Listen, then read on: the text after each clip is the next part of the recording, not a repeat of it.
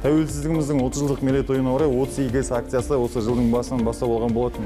Сондай-ақ халық қоғамдық қоры мен және Нұр Сұлтан қаласы әкімдігі қаламыздағы ел тірегі елбасы акциясы аясына 1000 отбасыға азық-түліктердің бәрін жеткізу қамтамасыз етілді. Жалпы 1000 отбасыға бір құрамында керекті заттардың бәрі қарастырылған. Бір отбасыға 3 қорапшадан, оның үстіне мәселе айтатын болсақ, күнделікті пайдаланатын қант, май және шай деген сияқты барлық азық-түліктердің бәрі қарастырылған.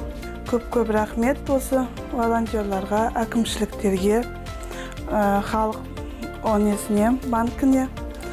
Осы әрдайым қол ұштарын ұсынып тұрады.